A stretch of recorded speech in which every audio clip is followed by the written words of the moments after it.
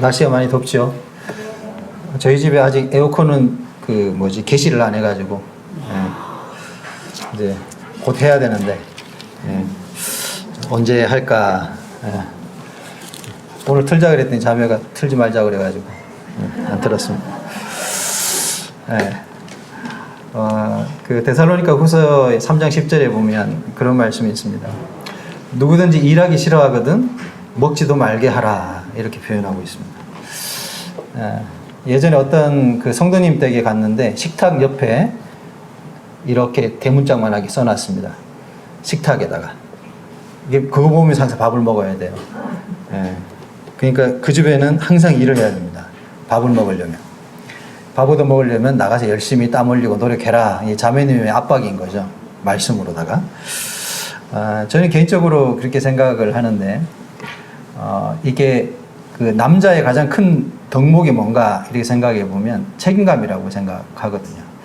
이제 창세기에 우리 어떤 인간의 타락과 하나님의 그 심판이라고 해야 하나요? 징계죠. 우리가 땀 흘리고 수고해야만 살아갈 수 있도록 우리의 운명을 그렇게 바꿔 놓으셨습니다.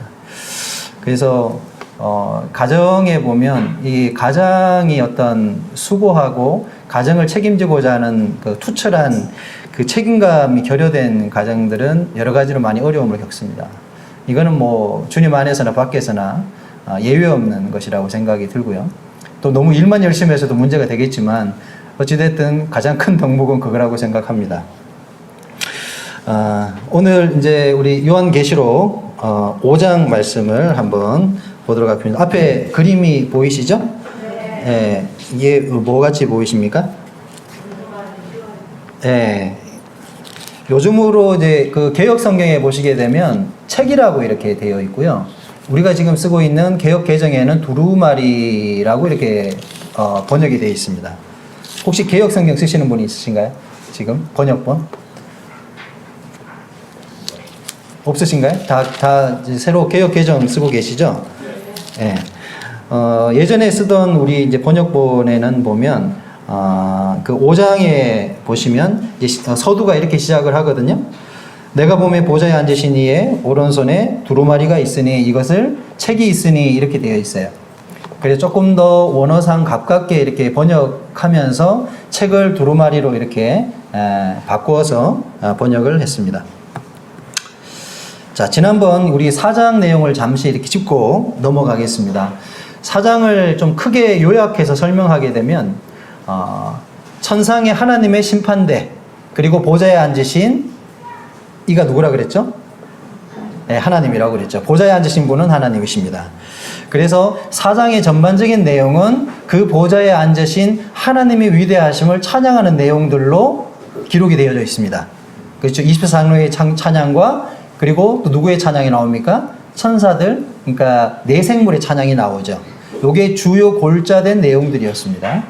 그리고 그 찬양의 내용을 다루면서 제가 지난번 짧게 했었는데, 우리가 무엇을 찬양하느냐, 이 감사와 찬양을 하는데 감사는 사역에 대한 반응이고 찬양은 속성에 대한 반응이다, 이렇게 설명을 드렸습니다. 사역이라는 것은 예수 그리스도께서 우리 가운데 행하신 일에 대한 부분을 감사하는 것이고, 그리고 찬양이라는 것은 근본적인 하나님의 그 본질, 그리고 하나님의 속성, 그리고 하나님의 사역에 관한 이 부분에 관해서 찬양하는 것입니다. 그러니까 그분이 얼만큼 위대하신지를 알아야만 우리가 찬양할 수 있게 되겠죠. 근데 하나님을 우리가 정확히 이해하지 못하게 되면 그분을 어떻게 우리가 존중해야 되는지 잘 모르게 되는 것 같아요. 이제 성도들이 어떤 신앙생활의 깊이를 우리가 생각을 해보게 되면 우리가 하나님을 얼마만큼 깊이 이해하고 아느냐에 따라서 성도들의 삶의 그 어떤 그 질이 달라진다고 생각이 들어요. 성도들이 경박스럽고 좀 뭔가 이렇게 뭐랄까요, 경건하지 못한 것은 하나님에 대한 이해도가 떨어지지 않기 때문에 그런 것이 아닐까. 물론 은혜에 대한 것을 우리가 받지 못했기 때문에 그럴 수도 있지만 그 하나님의 위대하심을 알고 나면 절대로 하나님 앞에 경고망동할 수 있는 사람은 아무도 없다라는 것이죠. 저도 제가 이렇게 공부를 하면서 그 우리가 보통 소위 신학교의 조직신학이라고 하는데, 이 조직신학에서 가장 골자가 되는 것이 신론과 기독론입니다. 신론, 기독론. 그러니까 하나님에 대한 것과 예수 그리스도에 대한 지식입니다. 그러니까 그것을 정확하게 이해하게 되면 마음이 숙연해져요. 아, 내가 믿고 있는 하나님이 어떤 분인지를 깊이 이해하게 되니까 막연하게 알던 것들을 좀 더 정확하게 이렇게 알게 됨으로 인해서 정말 내가 하나님을 경외해야 되는 대상이구나. 내가 하나님을 찬양할 수밖에 없는 정말 나는 나약한 존재라는 것을 뼈저리 이해하게 된다는 것입니다. 그래서 이제 지난번에 제가 하나님의 이름에 대한 설명을 쭉 했었죠. 그러니까 하나님의 이름 속에는 하나님의 본질과 속성이 다 들어가 있습니다. 너무나 많은 이름들이 성경에 등장하고 있어요. 우리가 잘 아시는 그 시편이 있죠. 시편 23편. 여호와는 나의 목자시니 할 때. 여기에만 하나님의 이름이 굉장히 많이 나옵니다. 우리가 이제 번역되어 있으니까 잘 모르지만 거기는 여호와 무엇 이렇게 해가지고 하나님의 어떤 이름들이 많이 등장하고 있어요. 이게 좀 이런 부분들을 알고 나면 굉장히 좋습니다, 사실은.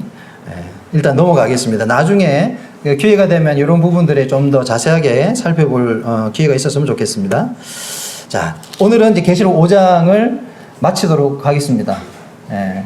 이게 자꾸 끌면 안 되고, 이제 계시록 6장에 들어가게 되면 본격적으로 무엇이 등장하느냐 하면 하나님의 심판들이 구체적으로 등장하게 됩니다. 그 심판은 제가 아까 보여드렸던 두루마리 보이시죠? 자, 여기 성경에 보면 이 두루마리는 앞뒤로 기록되어 있습니다. 앞뒤라는 것은 앞면 기록되고 뒷면에도 기록됐는데 그것을 둘둘둘둘 말았다 이거예요. 그리고 봉인을 하는데 봉인을 어떻게 하는지 아시죠? 과거의 봉인은 뭔가 액체를 녹여가지고 그걸 도장처럼 이렇게 찍어버립니다.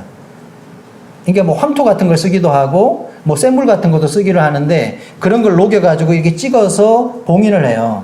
근데 지금은 우리가 뭐 봉인을 어떻게 하면 풀칠을 하기도 하고 뭐 이렇게 계량기 같은 데도 이렇게 봉인 같은 거 다 걸어 놓잖아요. 다른 사람이 못 풀도록. 그죠? 그거는 어떤 풀 수 있는 자격이 있는 사람만 이렇게 열어야 됩니다. 그런 것처럼 이 두루마기에는 7가지 봉인이 있어요. 보이시죠? 지금 6개밖에 안 보이는데 7가지 봉인을 찍어 놨습니다. 이게 인입니다. 도장 같은 인을 찍었는데 요거를 하나씩 뗄 때마다 어떤 사건들이 벌어지는 거예요.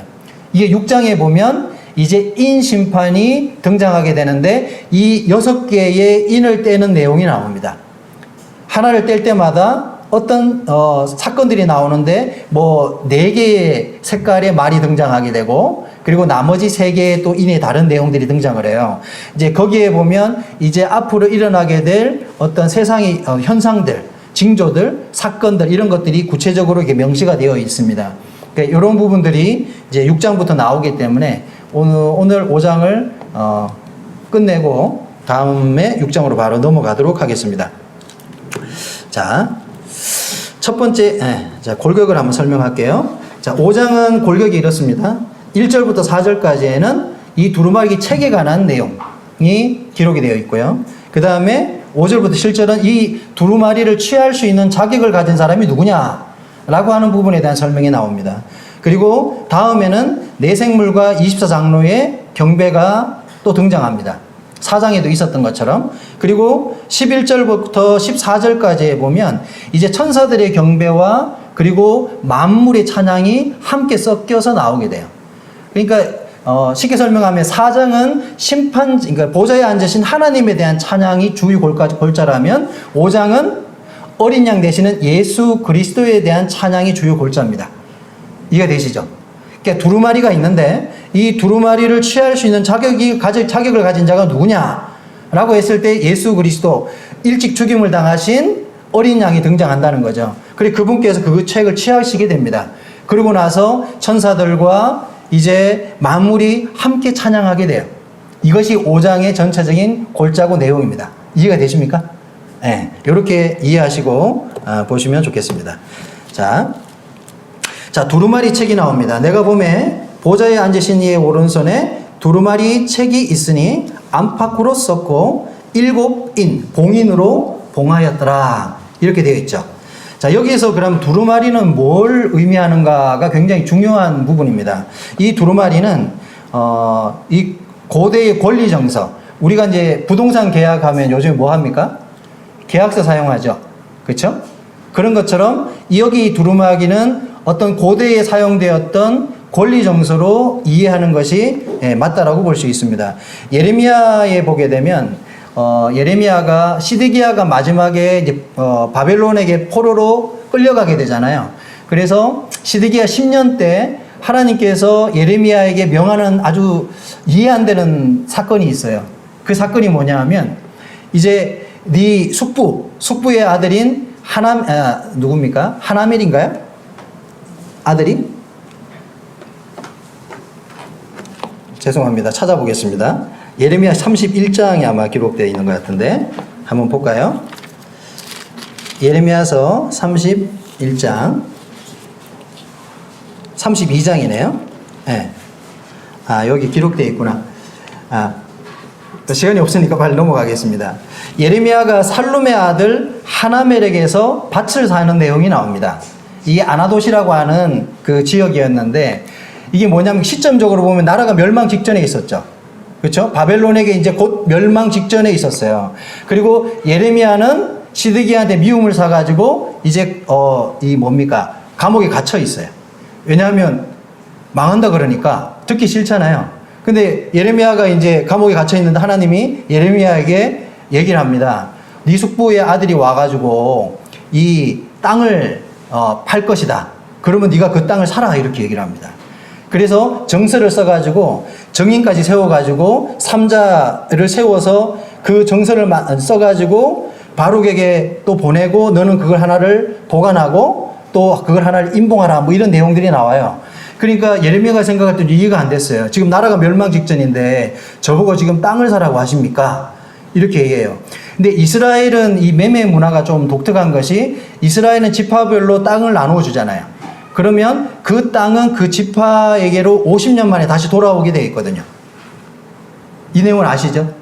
그러니까 이스라엘은 자기가 소유하고 있는 땅을 다른 어떤 지파에게 땅을 팔아도 원소유주에게 돌아오게 되어 있습니다.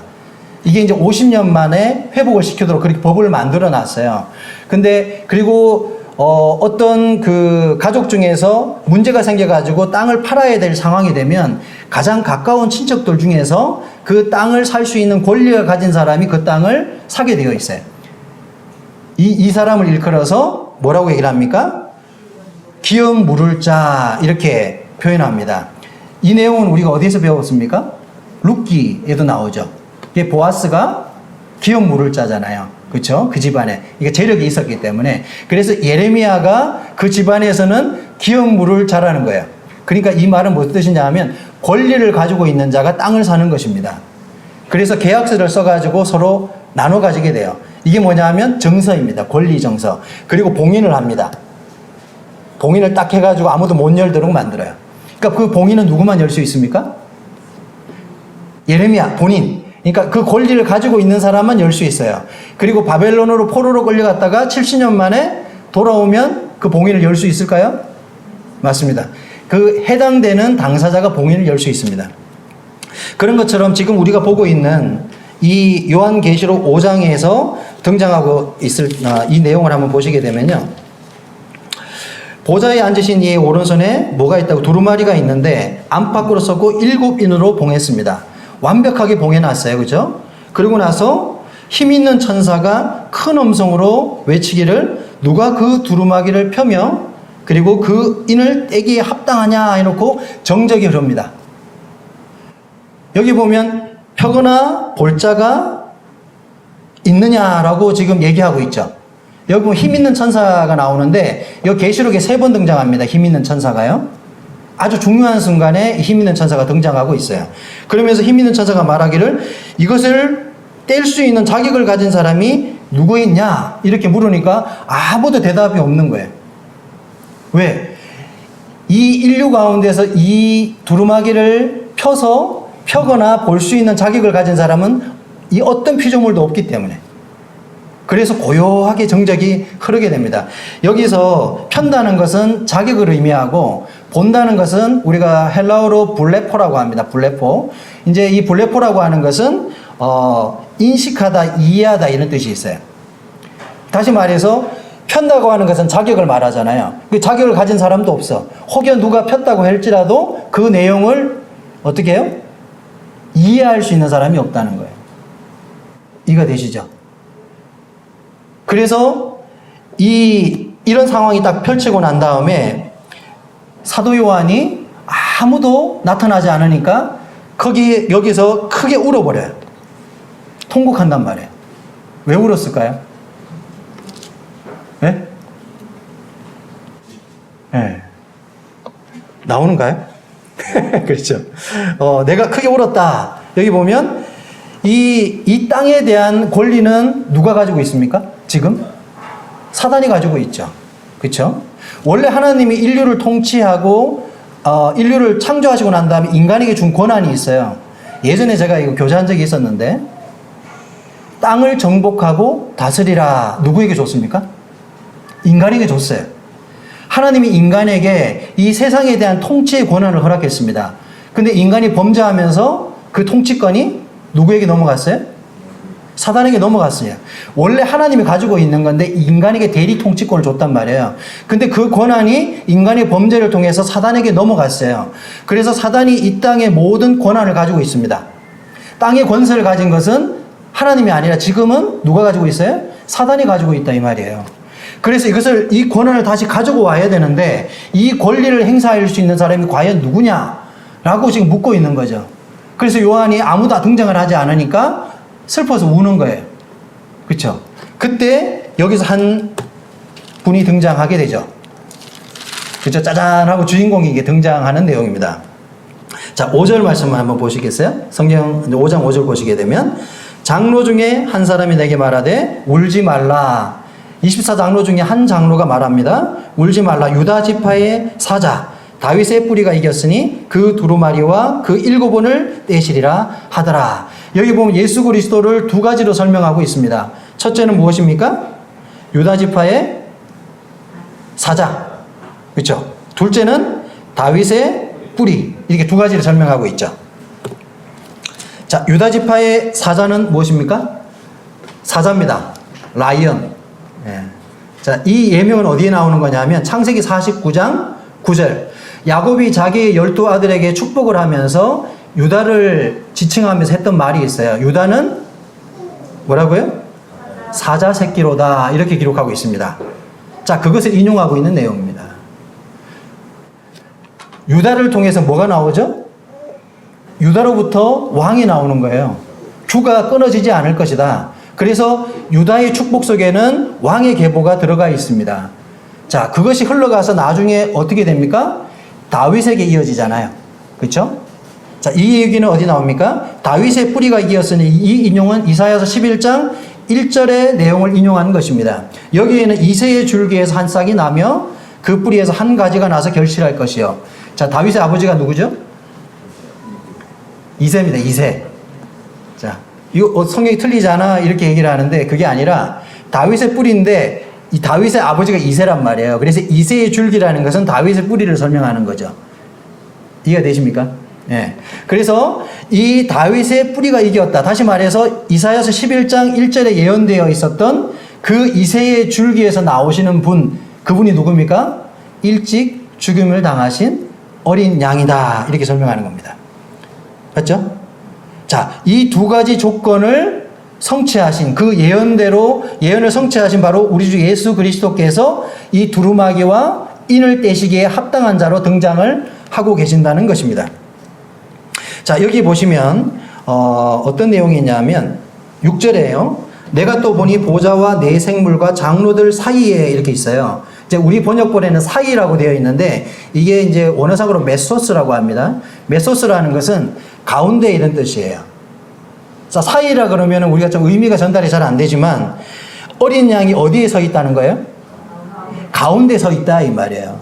자, 우리가 지난번에 봤던 그림을 한번 연상해 보겠습니다. 중간에 보좌가 있었고 그리고 그 주변에 네 생물이 있었죠. 얼굴이 다르게 생긴 네 생물이 있었고 그리고 그 주변에는 24장로의 보좌가 있었고요. 그렇죠? 그리고 바닥은 유리 바다가 있었습니다.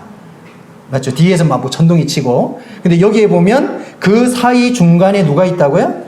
어린 양이 섰다. 이렇게 얘기되어 있죠. 그러니까 무대의 중앙에 누가 있다는 얘기입니까? 무대의 중앙에 바로 이 일찍 죽임을 당하신 예수 그리스도가 그 가운데 서셨다. 이런 뜻입니다. 그러니까 주인공이 누구란 뜻이에요? 네, 그렇지. 어린 양이 주인공으로 등장하는 장면입니다. 자, 4장에서는 주인공이 누구였냐 하면 보좌에 앉으신 하나님이셨죠. 근데 이제 그 주인공이 누구에게로 넘어가고 있습니까? 예수 그리스도, 바로 일찍 죽음을 당하신 예수 그리스도에게로 주인공이 넘어가고 있는, 스포트라이트가 넘어간 거예요.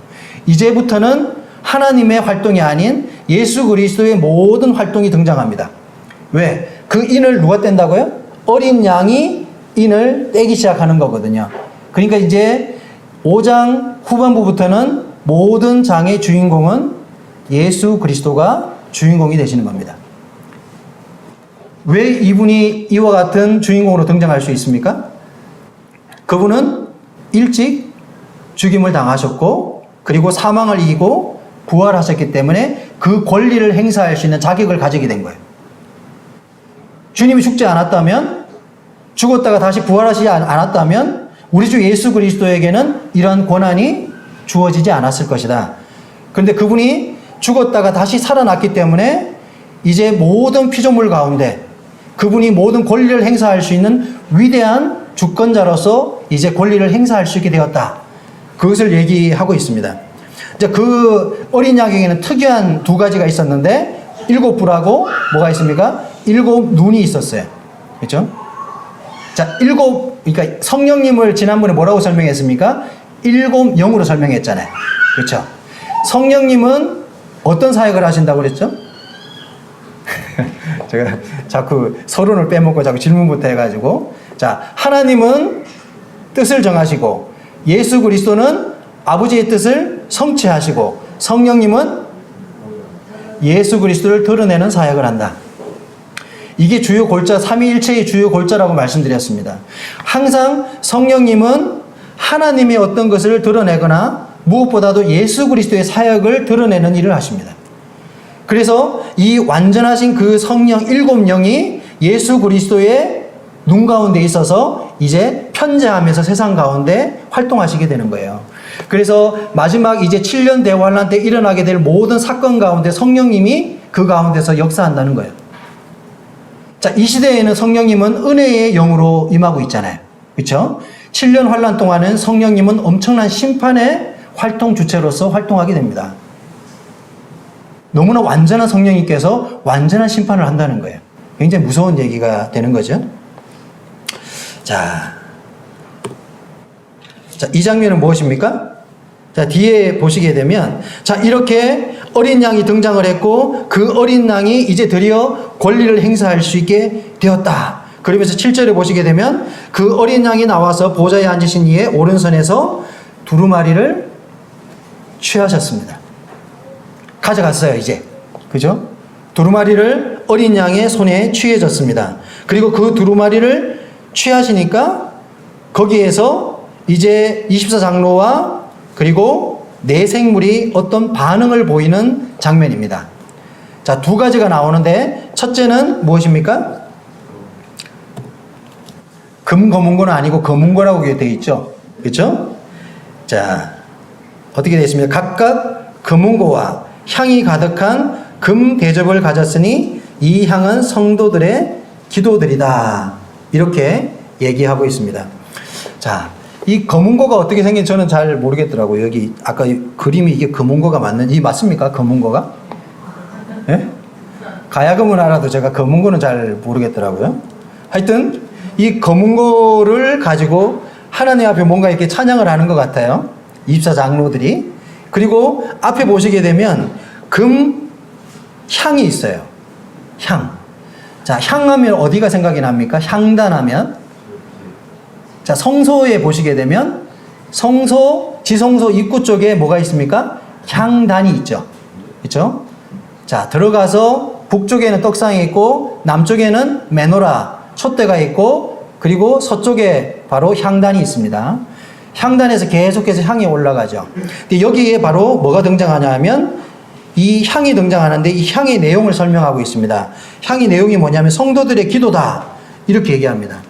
그러면 도대체 이 성도들의 기도가 여기서 올라가고 있는데 성도들의 기도의 내용이 뭐냐? 라고 하는 것이 굉장히 중요한 거죠. 성도들이 뭘 기도했겠어요? 여기에 성도들은 누굴까요? 아니, 틀려도 괜찮습니다. 네? 왜냐하면 견해가 여러 가지가 있기 때문에 여기 성도들은 누구일 것 같습니까? 지금 시점적으로 보면 교회가 어떻게 되었어요? 휴거되어 있는 상태죠. 그렇죠? 교회가 휴거됐어요. 그러면 여기에 성도라고 할 수 있는 것은 누굴까요? 구약의 성도일 수도 있고 그리고 신약교회의 성도들일 수도 있습니다. 자, 성도들이 무엇을 두고 하나님 앞에 기도했을까요? 여기에 담겨있는 기도의 내용들이 무엇일까요? 주로 신혼에 관한 내용일 가능성이 많습니다. 왜냐하면 성도들이 주님 앞에 믿음을 지키면서 그들이 겪었던 고통과 아픔과 슬픔, 핍박으로 그들이 하나님 앞에 드렸던 많은 고통의 그러한 하나님 앞에 기도의 내용일 가능성이 있습니다. 왜냐하면 계시록이 심판의 내용이기 때문에 그런 내용들이 이렇게 담겨 있죠. 물론 그 속에는 찬양도 있을 것이고 감사도 있을 것이고 많은 것이 있겠지만 어찌됐든 지금 우리는 이제 이 종교적으로 아주 자유로운 시대에 살고 있지만요. 불과 몇백 년 전만 해도 기독교인들로 살아간다는 것은 굉장히 어려운 삶이라는 것입니다. 그러니까 성도들이 믿음을 지키고 사는 거가 절대 쉬운 삶이 아니었다라고 역사는 이렇게 가르쳐 주고 있거든요. 그러니까 성도들이 그 고통 중에서 무엇을 기도했을까요? 하나님 앞에서 그 가운데 고통을 기도했겠죠. 그렇죠? 눈물로 기도했겠죠. 그리고 그 기도들은 다 어디에 쌓여 있습니까? 바로 여기 금 대접 속에 그 기도가 담겨 있다는 거예요. 그리고 거기서 이 시점에서 그 기도가 어떻게 해요? 이제 올라가고 있습니다. 누구에게로? 기도가 누구에게 갑니까? 하나님께 가고 있잖아요. 근데 여기의 대상은 바로 어린 양에게로 기도가 올라가고 있습니다. 이해가 되시죠? 자, 4장은 보좌에 앉으신 이라 그랬고 5장은 지금 주인공이 누구로 바뀌었다고 그랬어요? 바로 이 권리 정서를 가지고 있는 어린 양에게로 권한이 넘어왔어요. 그리고 그 어린 양 앞에 이 향이 올라가고 있는 거예요. 그리고 6장부터는 어떤 내용이 나온다고요? 심판 내용이 계속 19장까지 나옵니다. 그러니까 이 기도의 내용은 신혼의 내용일 가능성이 많습니다. 이해가 되시죠? 자, 하나님이 우리의 이 눈물과 아픔에 대한 보상을 할 것입니다. 그리고 성도들을 핍박하고 믿는 자들 앞에 이 반대하는 그런 이들에 대한 분명한 하나님의 징벌이 대가가 이루어질 것입니다. 그 내용들이 지금 올라가고 있다라는 것입니다. 자, 그러면서 이제 그들이 새 노래를 불러 찬양하고 있습니다. 여기서 이제 새 노래다. 이게 새는 이제 카이노스라고 하는데 이 새 노래라고 하는 것은 시간적으로나 내용적으로 아주 새로운 것을 말합니다. 사실 우리가 찬양 이게 부르잖아요. 지금 우리가 예배 찬송가 이렇게 부르는데 우리가 뭐 새 노래로 하나님 앞에 찬양해야 된다고 이렇게 얘기를 하죠. 예? 그러면은 그 새 노래가 맨날 새로운 찬양을 불러야 새 노래일까요? 우리 사실 맨날 똑같은 거 부를 때가 많잖아요. 그렇죠? 근데 두 가지 의미가 있는 것 같아요. 정말 이렇게 새로운 곡을 이렇게 하면 마음이 새롭습니다. 맞죠? 그러니까 새로운 찬양을 많이 배우는 거 굉장히 좋은 것 같아요. 하지만 그 찬양은 나의 마음의 상태에 따라서 어떨 때가 있습니까? 전혀 새로울 수가 있어요. 맞죠? 똑같은 가사와 멜로디라도 내가 그 찬양을 어떤 마음으로 부르냐에 따라서 그 찬양은 새롭게 다가올 수가 있습니다. 그래서 여기서 새 노래를 부른다고 하는 것은 바로 시간적으로 또 내용적으로 다른 것을 말한다 라고 우리가 이해할 수 있습니다.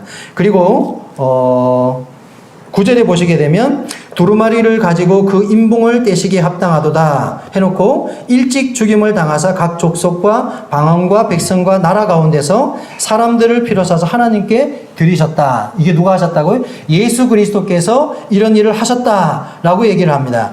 여기 보면 각 족속과 방언과 백성과 나라 가운데서라는 게 있어요. 이 가운데서가 에크라고 합니다. 에크. 우리가 에클레시아 들어보셨죠? 에클레시아가 에크와 그 다음에 클레오의 합성어입니다.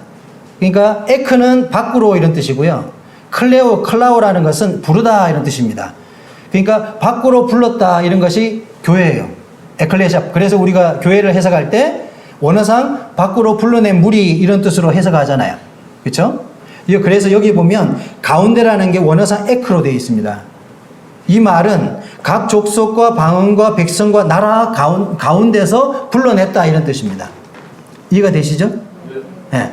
자, 교회는 불러낸 무리입니다. 우리가 세상 가운데서 하나님이 우리를 어떻게 불렀습니까? 밖으로 불렀습니다. 그러니까 우리가 하나님 앞에 찬양을 할 때 우리는 세상 가운데 있지만 세상과는 상관없는 밖에 세상에서 나와 있는 상태에서 하나님을 찬양하는 거예요. 신분적으로 그렇다는 것입니다. 근데 나중에 실제로 이것은 실질적으로 일어나게 될 사건에 대한 좀 예언적 묘사라고 해야 될까? 이제 그렇게 설명할 수 있는 이 부분입니다. 어찌됐든 주님은 모든 인류에게 동일한 기회를 줬습니다. 맞죠? 우리 주 예수 그리스도가 인류를 구속하셨다는 사실, 이것은 비단 나뿐 아니라 세계 모든 인류의 사람들에게 동일하게 주어진 공평한 기회였습니다. 그런데 어떤 사람만이 이 기회를 누렸습니까? 믿음으로 화합한 사람만이 이 기회를 누리고 있는 것입니다. 밖으로 불러낸 무리가 바로 교회인데, 여기서 그 인물을 어떻게 설명하냐면 나라와 제사장으로 삼았다 이렇게 얘기하고 있습니다. 자, 이 말씀도 성경에 보면 3번 등장합니다. 나라와 제사장으로 삼았다라는 이 내용을. 자, 이 내용을 좀 설명하려면 또 조금 길어요. 자, 여기 보면 피로 샀다 이런 표현이 있어요. 그러니까 아고라 이런 말 들어봤습니까? 아고라. 성경에서 아고라 뭐 이런 거 나오고 사도행전에 보면 나오나요? 아고라. 못 들어봤습니까? 이 아고라가 뭐냐면 시장이라는 뜻이에요. 시장. 그래서 그 그리스에 가서 이제 바울이 막 복음을 전할 때 아고라에서 막 이런 표현이 있어요. 그게 뭐냐면 광장, 뭐 시장 이런 뜻을 갖고 있는데 아고라조라고 이렇게 하면 동사적 표현인데 뭔가를 사고 팔다 이런 뜻이 있습니다. 그래서 주님께서 자기 피로 샀다, 아고라하조라고 이렇게 표현하는 것은 자기 피를 가지고 바로 이 모든 족속과 방언과 민족 가운데서 우리를 불러냈다 이렇게 얘기할 때 피로 사서 불렀다 이런 뜻이에요. 그러니까 피값을 주고 샀다 이런 뜻입니다. 그러니까 우리가 구속당한 것은 무엇을 값을 줬다고요? 피의 값을 주고 샀다 이런 뜻입니다. 자, 복음에 대한 분명한 핵심적인 메시지를 여기에서 설명해 주고 있는 부분입니다. 지불했다는 얘기죠, 그죠? 네, 예, 그런 뜻입니다. 사실 이게 제가 이 계시록 강해를 처음 해보는 건데 하면서 이렇게 느끼는 건 참 어렵구나 이렇게 생각을 합니다. 공부하면서도 그렇고 이렇게 다 숙지를 하고 어느 정도 이렇게 분별하고 이해하는데도 이걸 다시 전달하는 거가 조금 뭐랄까 전달이 좀 서툴고 좀 어려운 부분이 있어요. 그래서 성도님 좀 이해해 주시면 좋겠습니다. 자, 그래서 10절 말씀을 보시게 되면 그들로 우리 하나님 앞에서 나라와 제사장을 삼으셨으니 그들이 땅에서 왕노릇 하리로다. 자, 이 부분 핵심 중요한 내용입니다. 땅에서 왕노릇 한다 이렇게 얘기했습니다. 이 땅은 어떤 땅을 말할까요? 이 땅이 어떤 땅입니까? 상징입니까? 아니면 실제적인 땅을 얘기할까요? 이 땅은 상징이 아니라 천년왕국에 있게 될 그 땅을 얘기하는 겁니다. 요 내용도 계시록에 3번 등장합니다.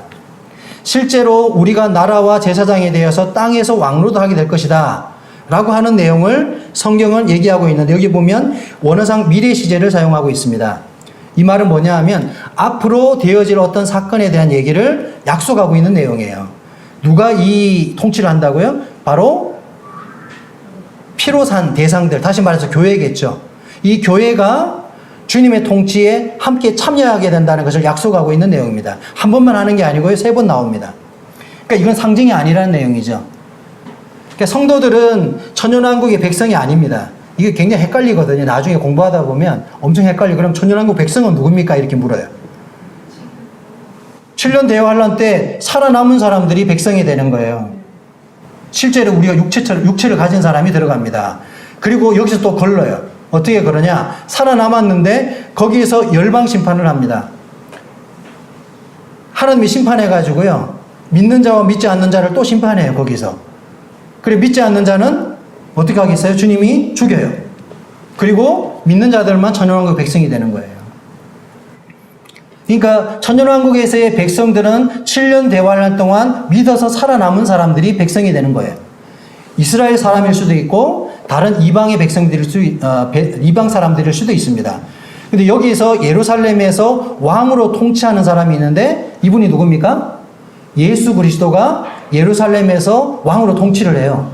그리고 또 지역의 고을을 통치하는 사람들이 있는데 그 사람들이 누구라고요? 피로 사서 하나님 앞에 그러니까 이 교회로 부름받은 사람들 바로 누굽니까? 바로 우리들. 우리가 바로 이 통치에 함께 참여한다는 거예요. 땅에서. 여기에서 굉장히 중요한 게 가시적인 천년왕국을 인정하느냐 그렇지 않느냐의 문제가 걸리는 거예요. 예전에 설명했죠. 언약주의자들은 가시적 왕국을 인정한다고요? 인정하지 않습니다. 계시록을 다 상징으로 풀고 가시적인 천년왕국은 없다고 얘기합니다. 이거는 그냥 비유고 상징이야 이렇게 얘기를 해요. 근데 세대주의를 믿고 있는 저희는 7년 환란 후에 분명히 이 땅의 천년이라는 기간 동안 하나님이 통치하실 왕국, 이 왕국은 유대인들에게 약속하신 왕국입니다. 실제로 우리에게 약속한 왕국이 아니고 예수님이 오셔가지고 천국 복음을 선포하셨잖아요. 그렇죠? 세례 요한이 뭐라고 얘기했습니까? 회개하라, 천국이 가까웠다 할 때 이 천국은 어떤 천국을 가리켰냐면 이 천년왕국을 얘기하는 것입니다. 유대인들에게 있어서의 천국이라는 거는요, 왕국은 우리가 생각하는 그 나라가 아니죠. 구약에서 예언되어졌던 주님이 다스리게 될 그 영원한 나라, 그 나라를 기다린 거예요, 유대인들은. 우리가 단순히 그냥 생각하면 천국은 그냥 우리가 가는 나라 이렇게 생각하지만 유대인이 믿는 나라는 그 영원 세계를 말하는 게 아닙니다. 이 땅에서 그리스도가 통치하는 그 나라를 설명해요. 구약 성경 읽어보시게 되면요, 뭐 그런 내용이 있잖아요. 이사야서 몇 장이 나오죠? 11장이 나옵니까? 그 아이가 뭡니까? 뱀에다 손을 집어넣고 뭐 사자가 뭐 같이 뛰어놀고 이런 내용이 있죠. 예? 그 내용이 바로 이새의 줄기 나왔던 창세기에 나오는 이 내용의 연장성에 나오는 내용이거든요. 그러니까 천년왕국 동안 어떤 일이 벌어질 건가에 대한 설명이 쭉 설명하면서 그 내용이 나와요. 다시 말해서 이 땅에서 주님이 다스리는 완전한 왕국이 있을 거라는 것을 말하고 있거든요. 그게 바로 천년왕국입니다. 그래서 유대인이 믿는 그러니까 천국은 왕국 복음이에요. 왕국 복음. 그러니까 이게 헷갈리면 성경이 풀어지지 않는 것입니다. 어찌됐든 땅에서 왕노릇 할 것이다. 누가? 바로 우리가, 교회가, 피로 산 대상들이 이제 땅에서 왕노릇 하게 될 것입니다.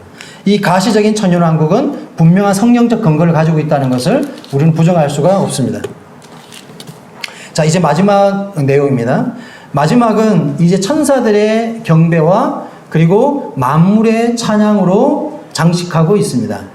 수많은 천사들이 등장합니다. 여기 보시게 되면 11절에 이렇게 나오죠. 내가 또 보고 들음에 보좌와 생물들과 장로들을 둘러선 많은 천사의 음성이 있으니 그 수가 만만이요 천천이라. 몇 명이나 뜻입니까? 만만이요 천천이라. 천사가 몇 명이라고요? 만 곱하기 만, 천 곱하기 천입니까? 무수히 많다라는 표현을 이렇게 하고 있는 겁니다. 실제로 천사는요, 생산이 없기 때문에 하나님이 천사라고 영계를 창조하실 때 일정한 수로 창조했을 것입니다. 왜냐하면 천사들은 생산을 안 하잖아요. 맞죠? 그러니까 창조될 때부터 제한된 수로 창조되었어요. 근데 그 중에서 3분의 1이 타락했잖아요. 그렇죠? 사단을 따라서 하늘에서 떨어졌거든요. 그렇죠? 그게 뭐가 됐습니까? 귀신들이 됐잖아요. 귀신들. 타락한 천사가 귀신이잖아요.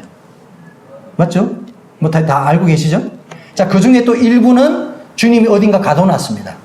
이 땅에 타락한 천사의 3분의 1이 다 활동하는 게 아니고 너무 많으니까 일부는 하나님이 이 옥에 가둬놨다고 성경의 유다선가에 나와요.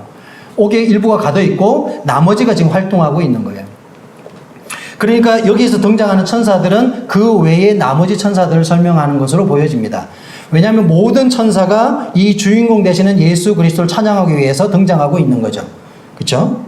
자, 그러면서 그 찬양의 내용은 무엇입니까? 능력과 부와 지혜와 힘과 존귀와 영광과 찬송을 받으시기 합당하다. 이 반대로 하면 무능과 가난과 미련과 연약과 수치와 멸시와 저주, 주님이 당하셨던 이 땅에서 삶을 설명하는 겁니다. 주님이 이 구유에서 나셔가지고 굉장히 연약하고 나약한 모습으로 이 땅에 오셨잖아요. 창조자이면서도 이 피조물에게 주님 모욕과 수치와 말할 수 없는 그러한 이 고난을 겪으셨어요. 그걸 설명하는 내용입니다. 그래서 반대로 주님은 죽음 가운데서 승리하셔서 어떤 고난을 가지게 됐습니까? 바로 능력을 가졌고 부와 지혜와 힘과 존귀와 영광과 찬송을 받기에 합당한 분으로 우뚝 서셨다는 것을 지금 천사들이 찬양하고 있습니다. 그리고 13절에 보시게 되면 하늘 위에나 땅 위에나 땅 아래 바다 위에 그 가운데 모든 피조물이 이르되, 자, 여기에서 이제 뭐가 등장하냐면 모든 피조물이 나옵니다. 자, 이 피조물들은 어디에 속한 피조물들이냐 하면 5장 3절에 한번 보십시오. 5장 3절. 하늘 위에나 땅 위에나 땅 아래 능히 하면서 이 가운데서 이 자격을 가진 자가 누구냐 이렇게 설명했잖아요. 그러면서 똑같은 내용으로 13절에서 하늘 위에 땅 위에 땅 아래 바다 위에 그 가운데 있는 모든 피조세계, 이것은 아마 온 우주 만물과 그리고 땅, 바다, 이 세상에 충만해 있는 모든 피조물을 설명하는 것 같습니다. 그 모든 피조세계가 지금 누구를 찬양하고 있습니까? 어린 양을 찬양하고 있습니다. 모든 피조세계가 어린 양을 찬양하고 있어요. 자, 잃어버렸던 그 주권이 이제 예수 그리스도에게로 온전히 지금 돌아갔습니다. 지금은 땅의 주권을 누가 가지고 있다고요? 사단이 가지고 있어요. 이때가 되면 이제 주님께서 어린 양 대신 예수 그리스도께서 그 주권을 다시 가져오시게 됩니다. 그리고 손에 두루마리를 쥐고 그 권리, 주권을 행사하는 시점이 왔다는 거예요. 자, 이 시점이 되니까 온 천사들과 수많은 천사들과 이 땅에 있는 모든 피조물들이 어떻게 해요? 그 어린 양을 높이고 찬양하고 있습니다. 자, 인류 역사의 회복을 알리는 굉장히 놀라운 장면이죠. 그렇죠? 우리 인간이 하나님과 약속을 깨면서 이 모든 것들이 흩어져 버렸습니다. 그리고 그 긴 세월이 흘렀어요. 그렇죠? 하나님이 어떤 경륜을 많이 성경 역사 가운데 경륜을 이루어 오시다가 주님이 결국에 육체로 오셔서 죽임을 당하시고 부활하시고 그리고 성천하셔서 이제 다시 오실 때에 주님이 이 권리를 행사할 수 있는 분으로 지금 오셨다는 것입니다. 굉장히 긴 시간이 흘렀습니다. 누구도 여기에 대해서 이의를 제기할 만한 이가 아무도 없습니다. 그리고 이것은 이제 계시록 19장에 가서 완벽하게 온 세계의 열방들이 다 보는 앞에서 이게 펼쳐지게 됩니다. 이 장면이 실제로. 주님이 공중으로 말을 타고 오시거든요. 그리고 그 뒤에는 수많은 성도들이 함께 주님과 함께 지상으로 같이 내려오는 장면이 있습니다. 그때 세상에 있는 사람들 누구를 봐요? 오시는 주님을 눈으로 보는 거예요. 거기에서 주님이 심판합니다. 놀라운 장면이 벌어져요. 그러니까 성도들만 아는 게 아니고 여기서 천사들과 모든 피조물만 아는 게 아니고요. 주님을 거절했던 모든 사람들이 다 인정하는 시점이 온다는 거예요. 그게 이제 환난 끝에 이제 성취가 됩니다. 7년 하나 끝에. 그때까지 천상에서 어떤 일들이 지금 벌어지고 있는 것입니다. 자, 그 앞으로 되어질 일을 계속 지금 설명하고 있는 내용입니다. 자, 빌립보서 말씀을 제가 하나 인용해 놨는데 한번 여기 보이시나요? 자, 2장 10절 12절인데 한번 읽어보겠습니다. 시작. 하늘에 있는 자들과 땅에 있는 자들과 땅 아래에 있는 자들로 모든 무릎을 예수의 이름에 꿇게 하시고 모든 입으로 예수 그리스도를 주라 시인하여 하나님 아버지께 영광을 돌리게 하셨느니라. 자, 지금 이 장면을 잘 설명해 주고 있는 말씀입니다. 하늘에 있는 자들, 땅에 있는 자들, 땅 아래에 있는 자들, 모든 자들이 예수의 이름 앞에 무릎을 꿇는 시점이 오게 될 것입니다. 이게 바로 계시록 19장에 등장하게 되는 주님이 말을 타고 이 땅에 심판주로 임하시는 그 장면에서 벌어지게 될 내용입니다. 자, 로마서 8장에 보시게 되면, 자, 요 내용을 한번 찾아보고 끝내겠습니다. 로마서 8장. 신약 성경, 로마서 8장 18절 말씀입니다. 찾으셨나요? 자, 18절 제가 좀 읽어보겠습니다. 생각하건대 현재의 고난은 장차 우리에게 나타날 영광과 비교할 수 없도다. 피조물이 고대하는 바는 하나님의 아들들이 나타나는 것이니, 피조물이 허무하는데 굴복하는 것은 자기의 뜻이 아니요 오직 굴복하게 하시는 이로 말미암음이라. 그 바라는 것은 피조물도 썩어짐의 종로로 단데서 해방되어 하나님의 자녀들의 영광의 자유에 이르는 것이니라. 피조물이 다 이제까지 함께 탄식하며 함께 고통을 겪고 있는 것을 우리가 아느니라. 이게 무슨 내용인지 좀 이해하고 읽으십니까? 네. 자, 이 내용이 바로 여기에 나와 있는 내용을 잘 설명해 주는 내용이에요. 인간이 타락하면서 뭐가 저주를 받았죠? 땅이 저주를 받았어요. 아담이 범죄하면서 땅이 저주를 받았다고요. 땅이 저주를 받았다는 것은 땅뿐 아니라 땅에 있는 모든 피조물들이 함께 저주를 받은 거예요. 맞죠? 근데 이 피조물도 뭘 바란다고요? 하나님의 아들들이 나타나는 것을 고대하고 있어요. 맞죠? 우리가 하나님 앞에 완전한 영화를 입게 되는 순간 피조물들도 어떻게 된다고요? 완전한 회복을 이루게 된다는 걸 얘기합니다. 인간의 타락과 함께 땅과 모든 피조물이 함께 저주를 받았습니다.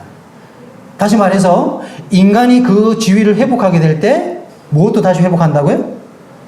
모든 피조세계도 함께 회복한다는 거예요. 아까 설명했잖아요. 천연왕국에 들어가게 되면 이 맹수들하고 다른 일반 동물들이 함께 뛰어놀고 아이가 이렇게 뱅굴에다 손을 집어넣어도 물지 않고 이런 거 있잖아요. 그 왜 가능할 것 같아요? 지금 이 내용이 설명이 답이 되는 내용입니다. 인간이 완전 회복되었잖아요. 그렇죠? 우리 하나님의 아들들이 나타났잖아요. 다시 말해서 부활한단 말이에요. 이걸 보고 이제 신학적 용어로 영화라고 하는데, 우리가 완전한 영화의 몸을 입게 되면 우리만 입는 게 아니고 모든 피조 세계가 어떻게 된다고요? 회복하게 됩니다. 이게 하나님 약속이에요. 우리만 구속받는 게 아닙니다. 이 땅에 있는 모든 피조 세계도 함께 영화를 회복하게 된다. 그래서 이 피조 세계가 하나님의 자녀들이 그 영광의 자유에 이르는 것을 간절히 바라고 있다, 이렇게 얘기하고 있는 겁니다. 굉장히 놀라운 내용입니다. 그래서 그때가 되면 모든 이 피조물들이 함께 찬양하는 거예요. 그냥 찬양하는 이유가 아니라 그들도 회복되었기 때문에 모든 자연 만물들이 온전하게 회복되었습니다. 그래서 하나님을 온전하게 찬양할 수 있는 그런 상황이 연출되고 있다는 것을 잘 보여주고 있습니다. 자, 이렇게 해서 계시록 5장의 내용을 좀 간략하게 정리를 했습니다. 다음에 계시록 6장을 하겠습니다. 근데 6장부터는 사실 이거 흥미진진하면 안 되는데 굉장히 두려운 내용들이 나오는데 사실 읽어보면 굉장히 흥미진진합니다. 우리가 이렇게 너무 즐거운 마음으로 하면 안 되지만 어찌됐든 내용이 뭔가 피부에 확 와닿아요. 이렇게 공부하다 보면. 그래서 6장을 좀 읽어와 주시면 감사하겠습니다. 여기까지 하고 드리도록 하겠습니다.